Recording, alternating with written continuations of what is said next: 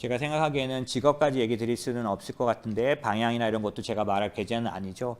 하지만 일찍부터 좀 더 세상의 변화, 산업의 구조의 변화 이런 것들에 대해서 관심을 좀 가지면 좀 더 좋지 않을까. 사실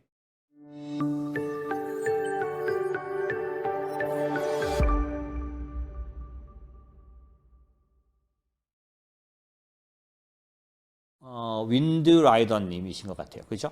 질문 주셔서 감사하고요. 대표님 시황 세미나 너무 잘 보았습니다. 구경제와 신경제 부분에 있어서 장기적으로 자녀들이 가야 할 길은 어떻게 추천을 하실까요? 공부로 돈을 버는 게 아니라 자본소득으로 돈을 버는 것까지는 이해를 했는데 자본소득을 만들려면 노동소득으로 돈을 모아야 하니까요. 그래서 어느 방향성으로 신경제 카테고리에 진입, 취직을 해야 할지 대표님의 의견이 궁금합니다. 감사합니다. 부모님으로서 자녀들에 대해서 가지신 걱정이죠. 저 똑같은 걱정을 갖고 있습니다. 저도 애를 조금 늦게 나서 첫째가 이제 한 대학 마치고 이제 나가야 되고 대학 생활도 이제 코로나 때문에 군대도 갔다 오고 이랬으니까 이제 하게 될 텐데 저 녀석이 어떻게 하려나라는 생각이 들고요. 생각하신 것처럼 똑같이 세상은 이렇게 변해가는데 어떤 직업을 가질까라는 생각을 하게 됩니다. 제가 자본소득을 말씀드렸던 건 기본적으로 직장생활, 자기가 어떤 걸 하든지 간에 직장생활을 하면서 자본소득이 굴러가게 하는 데 대해 있어서는 조금 스마트해야 합니다. 무슨 얘기냐면은 요즘 그런 분들 많으실 거예요. 그래도 은행이잖아. 은행만 난 했어. 이렇게 어디서 봤죠? 제가 어디서 봤는데요. 전철에서 3명이 막 얘기하는데 좀 크게 얘기해서 다 들렸대요. 근데 3명 중에 1명이 은행주의자예요. 은행만 했대요, 지금까지. 그 사람이 최고 위너로 꼽혔대요. 그래서 역시 너가 최고야 이렇게 됐다고 하더라고요. 근데 사실 이제 앞으로 고금리 시장으로 간다면 그렇지만 저는 이제 그렇게 보지 않아요. 다시 1년 정도 지나고 나면 다시 저금리, 저성장, 디플레이션 국면으로 빠질 거라고 보는데 왜냐하면 인구 구조를 보세요. 그 다음에 리쇼어링이라든지 이런 식으로 가면 당연히 생산성 관련해서 후퇴합니다. 기술이 그거를 커버할 뿐이지 사람에게는 불리해져요. 그런 측면에서는 자기가 훨씬 더 고부가가치 일을 하고 있지 않은데 더 많이 소비한다?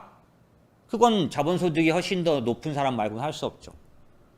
그런 면에서는 대부분 소비가 강해질 수 있는 인구 구조도 그렇죠. 내가 은퇴했는데 더 많이 소비한다? 부럽습니다. 그럴 수는 없을 것 같아요. 그런 측면에서는 기본적으로 앞으로 세상은 소비력은 약해집니다. 점점. 그죠? 그런 면에서는 디플레이션이 예상이 되죠. 그런 측면에서 지금 말씀드린 것처럼 자본소득에 관련돼서는 어찌됐든 가장 중요합니다. 그래서 이 부분에 일찍부터 했으면 좋겠는데 요즘 같은 경우는 조금 걱정이 많더라고요. 제가 보기에는. 왜냐하면 이제 그렇게 하는 것까지는 좋았는데 너무 빨리 이거의 결과를 내기 위해서 이제 승부를 걸어버리는 그런 모습이 되게 많아요. 그리고 뭐랄까요? 어차피 안 될 거 뭐 아니면 도다? 이렇게 그런 것들이 있어서 상당히 걱정스러운 부분은 있는데 이 자본소득은 굉장히 내가 자고 있을 때도 움직이는 거고 그 다음에 이제 하여튼 장기적으로 좋은 거니까 그거에 대한 얘기를 드리긴 했던 거고요. 그 다음에 신경제 관련돼서는 어떤 카테고리냐 이런 얘기를 제가 드리긴 쉽지는 맞지는 않는 것 같아요. 하지만 제가 굉장히 좀 저희 자식한테도 좀 꼭 전해주고 싶은 정신은 있어요. 그게 뭐냐면 이스라엘인데요. 이스라엘은 전 세계에서 창업을 제일 많이 하는 나라예요. 대학을 가는 숫자만큼이나 창업을 합니다.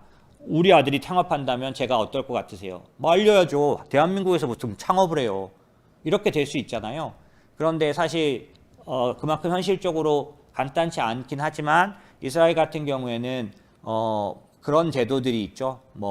그 성인식 때 친척들이 한 5천만 원 정도 모아주고 그걸 갖고 대학을 갈 때 창업할 수 있도록 돈을 불려줘요. 거기는 이제 기본적으로 전 세계에서 펀드가 제일 많은 곳이죠. 펀드가 많이 제일 운영되는 곳이죠, 이스라엘이. 어찌됐든 그런 것들은 저도 굉장히 부러워하고 자녀한테 가르쳐줬으면 하는 면인데요. 사실상은 어떤 방향으로 가라 이거보다는 제가 생각하기에는 세상이 변화하는 것들에 대해서는 좀 눈이 띄었으면 좋겠어요. 옛날 세상은 아니잖아요. 우리 자녀들은 아빠나 세상을 좀 봤으면 좋겠어 이럴 수도 있는데요.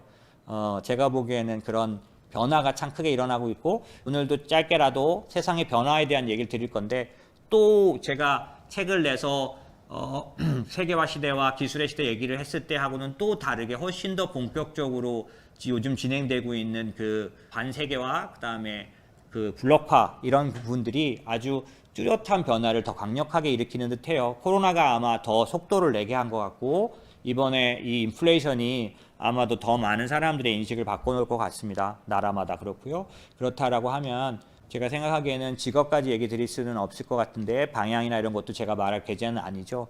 하지만 일찍부터 좀 더 세상의 변화, 산업의 구조의 변화 이런 것들에 대해서 관심을 좀 가지면 좀 더 좋지 않을까. 사실 뭐 할 얘기는 많은데 이건 그걸 하기에는 좀 제가 정리도 안 돼 있고 이러네요. 그래서 여기까지 말씀드리고, 자본소득 관련해서는 좀 많이 배울 수 있는 기회를 인모스트가 좀 줄 수 있었으면 좋겠습니다. 그래서 코로나 때문에 저희가 못했는데 자녀 경제교실이니 뭐 이런 것들을 2023년도에는 좀 해볼 수 있을까 이러고 있고요. 청년들을 위한 교실들도 뭐 어느 주식을 고르고 이러는 것보다는 지금 말씀드린 산업 변화라든지 세상의 구조의 변화라든지 이런 것들을 볼 수 있는 그런 교육들이 좀 있도록 저도 노력을 하도록 하겠습니다. 네, 감사드리고요.